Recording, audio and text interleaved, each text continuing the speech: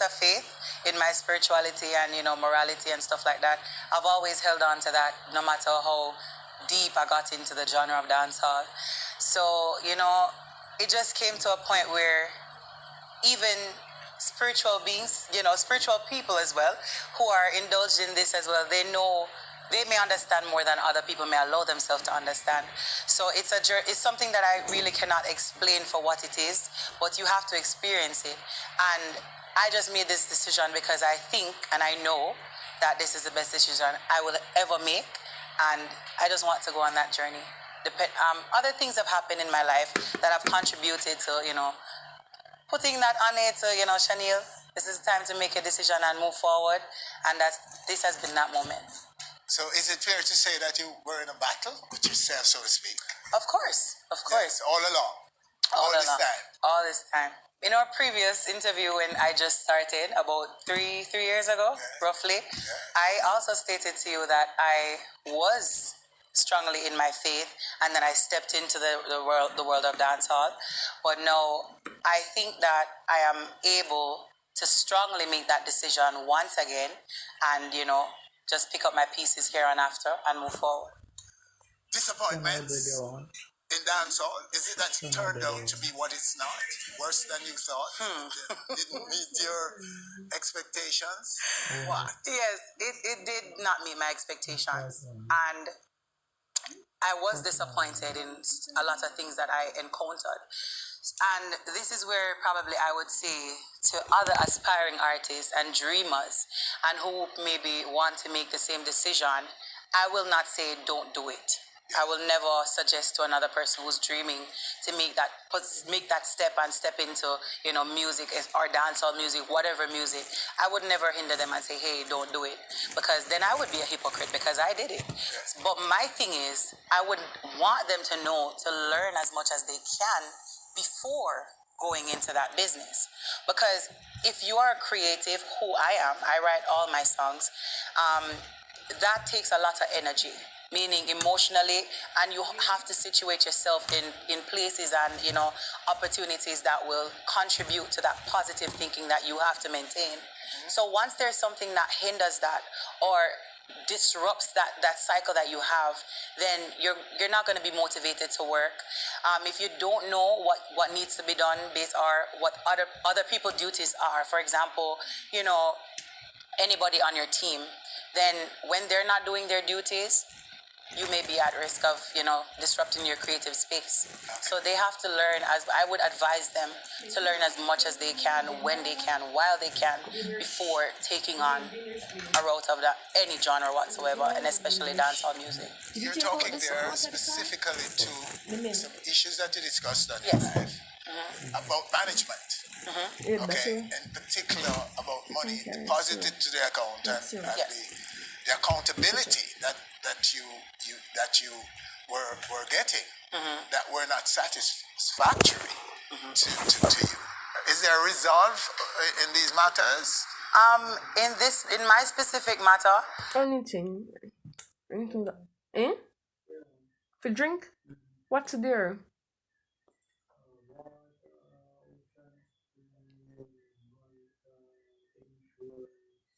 Ensure. Yeah, ensure. Yeah.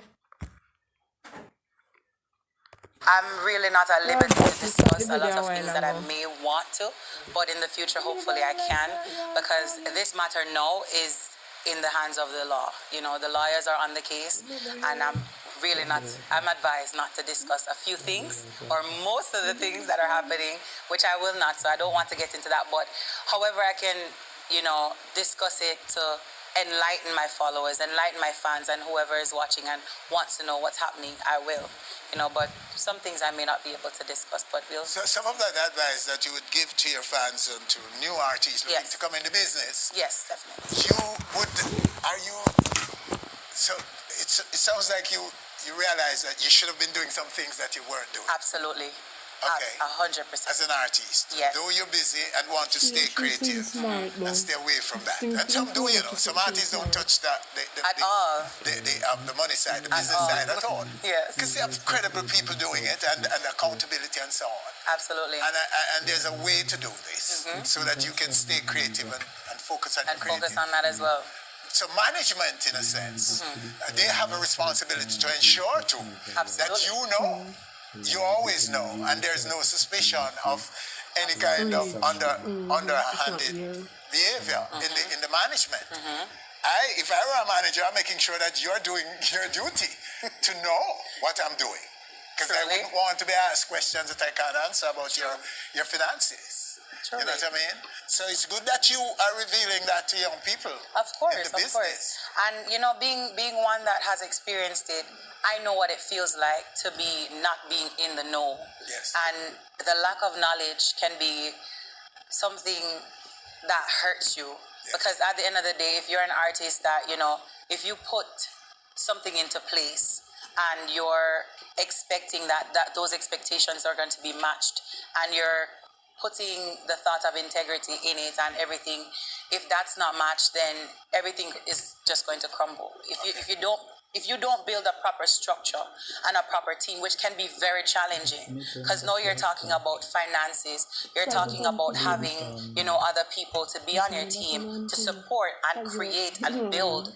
Even after what you have built, that's a whole lot of pressure on yourself, because you have to consider, you know, this is, if you are the business, that's where the problem is. It's not like you have a business that you're running, meaning physically, where you clock in the morning, clock out at night. You are the artist. Yes. You are the business. Yes. So there and then, your finances become your business, even though you have productivity that's going on. But I have to say, dancehall genre and the level of work that's involved in it, it requires so much more knowledge than what one might think. Yes. It's not about the money. There needs to be structure, because even for myself, I could say this for me. My intentions, you know, coming down into my decision now, I realized my mistake was I didn't set a proper foundation for what was yet to come. So it's like you're building a house and you don't build a proper foundation when you put it up, or the decking. You don't set a proper decking, so everything are gonna crumble down and drop down by you. So that's what I see. That's how I see it. Would you say that your career has exploded and it went too fast for you to have kept? It didn't go too fast, you know. It did not. I don't think it went too fast, because if I should be very honest, my career grew in front of my eyes. Yes. It didn't go fast. You managed it, didn't you? Yeah, I did. Your brand, you were doing the brand management. Yes, everything. I got for my Instagram, I got myself verified after I was turned on like 2 times. But the third time, I requested my verification from my Instagram. I claimed most of what I could, my Google, you know, most of the little work like pertaining to that. So those things I did. Things I didn't understand was maybe royalties and distribution, and you know what every duty of being in management, what's supposed to be done. Like, it's good to ask questions, and that's one of my advice to, you know, upcoming artists, to ask questions. Ask, don't matter what. If it sounds stupid, it doesn't matter. Make sure you're asking the right questions too. And even if it comes up in your head, ask it away. And make sure, even if you get a response and it doesn't fit, you have a discerning spirit, like it doesn't suffice, go and start researching. Yes. You know, because we have that platform. I noticed that you say genre, which suggests that you're still in music, right? Confirm for me. Yes, of course. Yeah, of you're still course. in music, but the genre called dancehall is behind you. Okay? So this one we can't manage that. I cannot. I have to be honest. Yeah. It's, how should I put it? All right, for example, I may be able to say this. In dancehall, it's very ego-driven. Yes. It's very ego-driven, because even as an artist, it's like once you get to that level, you're no longer accessible to certain people. You're no longer accessible to a lot of things. So I think it puts in your head a certain stigma, you know. So other artists may not be able to communicate with you. So I think that dance, because I can only speak on dance, I've never been in any other genre, not yet. So when with being in that realm and in that genre, I realize even knowledge that other artists may have, they're not able to pass that down because of the stigma of dancehall. So who have maybe had an experience as mine, I wouldn't be able to know that because they probably don't talk about it. Yes. Probably not the way I did. They don't discuss it, and they probably don't have that connection or that communication or that friendship to be able to develop that kind of friendship to talk about a few things that's happening behind the closed doors, because the fans may see the beauty of it. They see you doing shows. Oh, my artist, yeah man, mash up a place. They see they see you wearing nice clothes. They see all the glam and the glitter, but what's happening behind that to make that happen has never been told. Yes. If it had been, they would have known.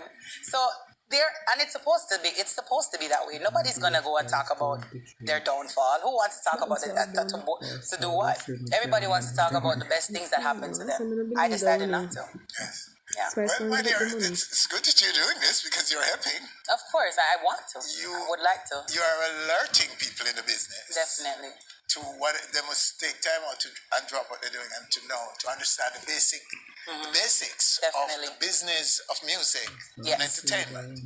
Because intellectual property is what you are creating every day. It's not tangible at all. It's intangible. It's coming out of you. Correct. You know what I mean? And if you must know how to manage and how to turn that into commercial success. Definitely. You have to know the basics of that. Definitely. And to know that you're the ultimate boss. That's something that some of us are afraid to accept. Let me tell the artists something now. Ultimate boss in this organization, in this whole operation. I want them to know. You see, if you are the artist, you are the boss. You hear that? Yes. Don't make nobody think that they're going to come and make you belittle yourself and think that you work for them, because you don't. You are your boss. You are the one that creates an environment where other jobs come into place, because no artist, no team. Right. I want to make that known. Yes, and they must know that the people with the big experience and the years of service in it and Yes. some of them are fame, they are still reporting to you. Absolutely. You are the ultimate boss. Absolutely. No matter how big the agency or the individual is in the business and the years of service they've had in the business, you, the artist, you must understand that you are the boss. Yes. And you will have to make decisions. Truly. Okay. And in this instance, I don't want what happened to me happen to somebody else, because the truth and in fact is, Winford, it's created a mental gap for me. I'm a very, very, very spiritual person, and when anything bothers that balance that I have, everything for me crumbles. It doesn't matter. I don't care about the money. I don't care about the fame. I don't care about any of that. I'm willing. I have more than 800,000 people following me on Instagram. But you know what? I'm willing to go take care of my mental health and my spirituality before I let anything or anyone disrupt that. And that's why I said before, I'm not here to tell an artist not to go chase their dreams, but be sure that you know what you're chasing. Be sure that you know how to chase it. That's my thing. Do what you have to do, but make sure you know what you're doing while you're doing it. It could just fall from under your feet just like that. Like, you will work hard for all these years, and when you're done working, you know what happened. You can't buy yourself a house. You can't buy a car, because at the end of the day, the things that you needed to know, you didn't. You were just enjoying what the fame and the money brings. But where's the money coming from? How is the money moving? So things like that, you have to know as an artist to be able to develop yourself. So develop yourself educationally and financially. And once you know, you have to know it for yourself. Don't let nobody tell you. The cost is very high. It is. For all that you will do. It is. For the image and the travel and the rest of it. Especially women, and I have to interject on that, because as a female, you're talking about wigs. Winford, and roughly a wig to put on the head is between $100 and something US dollar to all. We got all for $1,000 out there, US dollar, So if you want a proper wig, $1,000 for one wig, when you check your makeup, if it to bring somebody on the road, because a lot of times it has to be on the road. If it's not, it's probably like gonna charge you like $300. But if not, it's like $500. So if you add up the math, then clothes now, our next $1,000 that, shoes, our next $1,000 that. So it's like it's a lot to maintain and it's a lot to go through. So it comes back to the mentality. Me not business about the brand. I really don't care. If it was up to me, Winford, I wear white clothes, go everywhere me I go. But I put on a white t-shirt, I put on a white pants, I put on a white... I'm gone. The business wouldn't forgive you with it. They will drag you. Yeah. If you wear the same wig 2 times, see there? She not no wig. But pretty much, let's be frank here, though. Because I don't know... Well, you should know this, but let me say it, though. Those costs, those personal costs. Yes. Wigs and makeup and outfit and so on. Yes. Whatever event that you're going to be on must cover that, Exactly. And pay a return on your investment in all those things to make sure you appear the right way. So if you are taking on a gig and it doesn't cover all of who you are and what you wear and what you...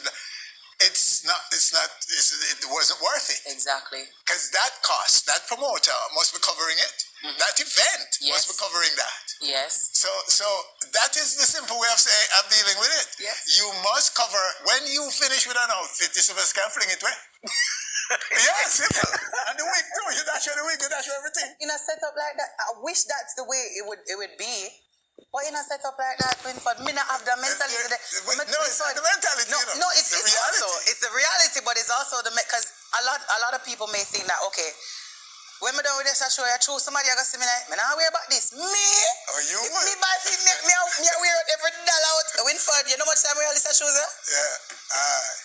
I rather be rich than look rich. Yes. But you see right now, me rather rich in a Christ. Well, yes. Let's talk about right Christ now, and your spiritual life and the genre which you have not disclosed. You're going into... Of course, yes, go ahead. Of course. So, like, even right now, I'm not going to put down singing. That would be me wasting my talent.